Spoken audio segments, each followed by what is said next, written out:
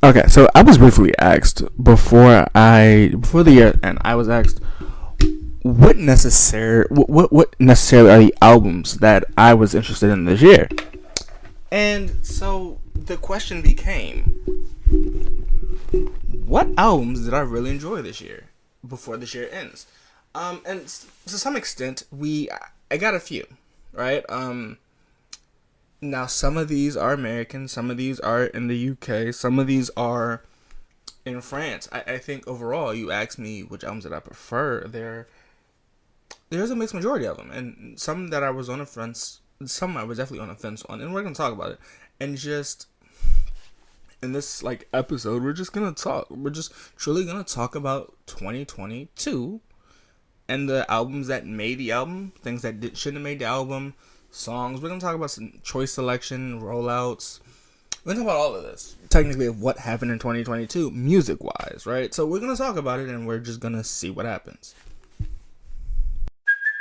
Hey, it's Kaylee Cuoco for Priceline. Ready to go to your happy place for a happy price? Well, why didn't you say so? Just download the Priceline app right now and save up to 60% on hotels. So whether it's Cousin Kevin's Kazoo Concert in Kansas City, go Kevin, or Becky's Bachelorette Bash in Bermuda, you never have to miss a trip ever again. So download the Priceline app today. Your savings are waiting. Go to your happy place for a happy price. Go to your happy price, Priceline. Okay, so let's talk about the albums that I necessarily did like. As I said, most of these albums, particularly, and some of these songs, are from the UK. The first one, the first album that I liked was Stromae's Multitude. That album, it was motivational to me. Like that album is an album that I think I needed, especially about love, loving people. It was an album that I needed to kind of get me back into the atmosphere of people, since we've had lockdowns in different countries, and so that album in itself became very strong to me. The next album I'm going to talk about is SZA's. SZA's album, it is only a couple weeks old, and so that album to me stood out the most, because for some reason SZA makes albums with the idea that you're going to be in your feelings the entire time, and to some extent, throughout that album, I didn't make a review about it, but that album was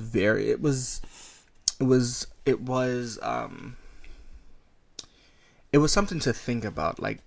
People used to say that when SZA releases an album, you get back with your ex. But SZA is definitely an artist that I think it was necessary to release, because she hasn't released in a while, and to some extent that was an album that I did like. Okay, so the next, I'm gonna get to this album with Black Thought that's called Cheat Codes, and he did a collaborate album with the person I forgot, but my favorite song on there was Cheat Codes and Strangers with A$AP Rocky. Black Thought just reminds me of empowerment. Every time Black Thought releases something, the first thing that comes to my mind is empowerment. So these next two aren't technically albums and singles. Well, they're not technically albums. They're more like singles and mixtapes. The mixtape that I loved this year, the mixtape that I endured this year, was D-Day. D-Day, was it Gorilla Mixtapes? With the Dreamville. Dreamville, I needed this mixtape. I needed this mixtape because it was that Revenge of the Dreamers story, but it was with Dreamville artists specifically, and I needed this. Because Kaz did his thing on Kaz did his thing. It was on. It's not. Give me a minute. But it's definitely, it's an album for the making. It's not an album where you could go, I hated this Kaz. I love that Dreamville Kaz. I loved that Dreamville. I loved that Dreamville album. And so the song I'm thinking about that has Cause on it is Big Trouble, with Dreamville being a feature of it. Almonds, Baller in Newport. That Stick song is just great. The metaphors, JID, Cause, J. Cole. That song is great. And without a doubt, I think many can assume, I love Freedom of Speech with J. Cole being lyrical and just talking about I love that. So, and then this Heaven EP is something that I love from J. Cole. It sounds weird when I talk about it, but it's because I technically am kind of that middle. I'm that middle generation between a lot of people that I know. So it's great to kind of have like a song that we can, listen to and enjoy it. So that is why the Dreamville Gangsta Gorilla mixtape is something I enjoyed this year. And then his last song came out. Came out 2 months ago, but it was Life Jennings Until You're Gone, which, Lord, okay, so this is the saddest song I've heard in a while, and it's only because of who it is. Like, it is a sad song. Like, it is extremely sad. I'm not gonna hold you. It's a very sad song. But it's kind of what I needed to hear. It's kind of what I needed to hear. Like, it's the truth that a lot of people will not show you love until you're gone, and he was showing light to people like Young Dolph, X. There's just a lot of there's a lot of real moments in here that I love that they were able to create and do. The next one, oh god, the next one is Victoria's Secrets. That's about body and a woman's empowerment, and I do really enjoy that song. Now, I'm not a woman, non-binary, but I do think that this song was great. It needed to come out in 2022, and it did, and it was great. Features wise, J. Cole with the features. It's 90 Proof, and it's Johnny P for Me. That's in Kendrick's album. Mr. Raw, I'm still on the fence on that. Another two albums that I'm more on the fence on are Drake's Her Loss. That should have been a mixtape, but I don't necessarily think I would have liked that mixtape because I didn't really hear anything special. Little Durk's album, and then Taylor Swift's album, I'm on the fence on. I'm not a huge Taylor Swift fan, but I do wonder what could have happened if this was given more time. So, overall, not a bad album, but it does make me wonder. Okay, we must also take into account that Tory Lanez and Megan Thee Stallion's verdict has finally come in, which I think we needed to end 2022 with, but I think he is appealing it, so we're not entirely sure if that will be the final verdict we hear before this is gone. But in 2022 so far, we've got the verdict for that. We got an accidental drop of R. Kelly dropping his I Am It album, which, news-wise, I think we covered a lot of news. Music-wise, there was a lot of albums that were dropped. Lil Durk, A Boogie, Dreamville as a Collective, SZA, Stromae, Little Sims, Stormzy, right? Like, we've had a lot of albums drop. Alicia Keys dropped an album.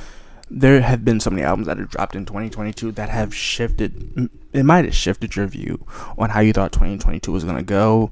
I know some people are just getting out of lockdown. Some people are going back into lockdown. So I think overall, music has collectively helped everyone deal with certain situations in certain different ways, because music is the soul to deal with situations. And so, albums wise, album and mixtape wise, I think the only two albums that I'm still iffy on, and I'll give it into the first couple weeks of 2023 and give my honest opinion. but like I've done the Taylor Swift one. Taylor Swift's album was okay to me. It was a 7, but she's been charity, so I think that's why it's at a 7 and not a 6. Drake's Hurt Loss with 21 Savage is at a 6 for me because of the way that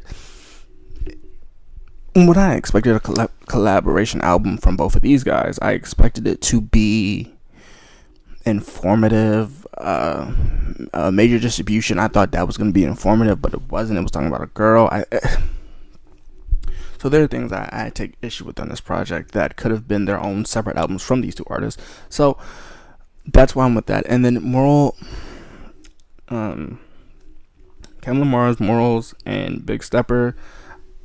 There's certain songs I like on it. As I said, I don't fully like that album, but we in 2022 we've gotten so much collectively from all of these artists that I think it would be hard for me not to go into 2023 and not to talk about these artists, right? Because we've made so many episodes, we've made so many seasons throughout this year alone from albums that were released. We've done so much for these albums, right? I've talked about them. I was happy for that Stormzy album that dropped. Lecrae's Church album that dropped, like Church 3 album that dropped. That was great to talk about. Like Jennings albums we talked about. I don't know, like I'm genuinely grateful for what I've been able to accomplish this year, right? So it's definitely the weirdest way to go into it, because Sean Lennon and Kanye West dropped a song, which that was great to do. Murray dropped a song, an album that was great to listen to. We got 2 Rihanna singles in this year, which were great, but they were for a movie, which we're hoping for an album in 2023, but we're always hoping. Coco Jones dropped an album. Taylor Swift. It's just I think about all of these albums that were dropped this year. Russ, from independent artists like Russ. Little Sims might be independent now, but she talks about the hardships, and that's why when we talk about Little Sims, when we talk about Stormzy, there's certain things I expect from their music, and so Bryson Tiller dropped Outside, which was great, but we've had diss tracks happen, we've had people lose their lives to it, and RIP to all of these people that have lost their lives to situations with rapper beef and living in an environment where that beef was still relevant. Like, we got the Black Slim Shady. It's just so many things I'm grateful for to be in this kind of business and to be able to do it on a podcast, which I am extremely thankful to do. So being able to do all of this and being able to celebrate these brands in which a way that has never normally been done before is something that I truly do love and endear. But as it seems, 2022 has come to an end.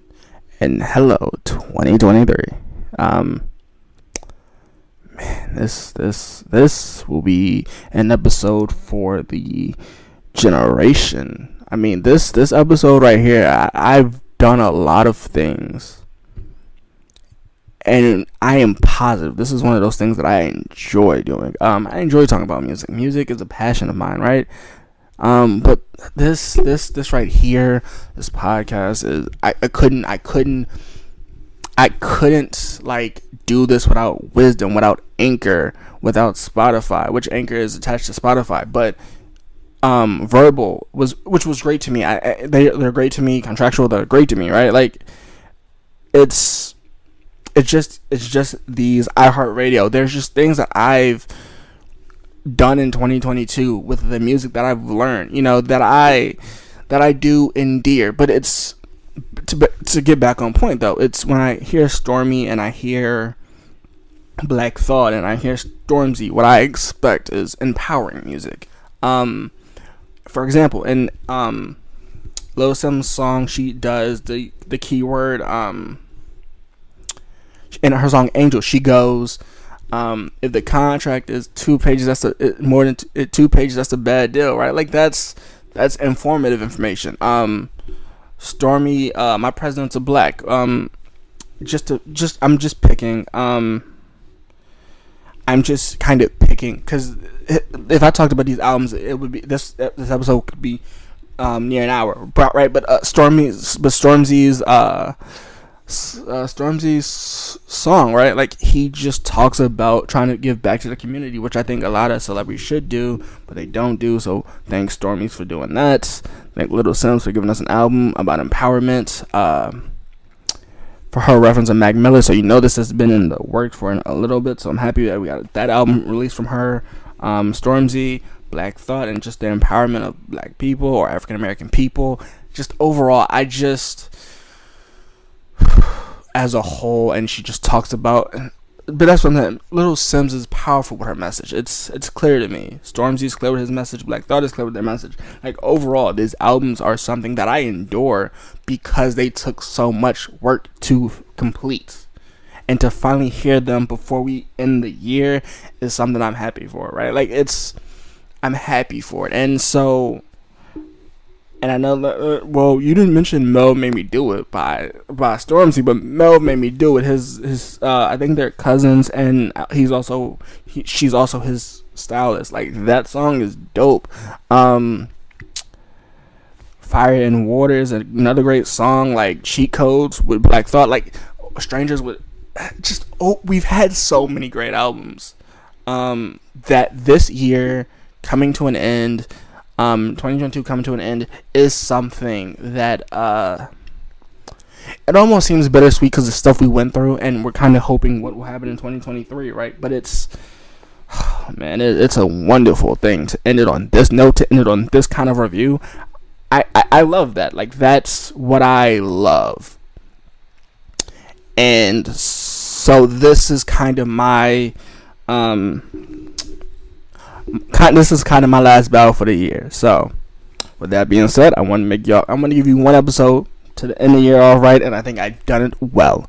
So, with that being said, I hope you enjoyed the episode, and we will see you in 2023. Jesus, that sounds so sweet.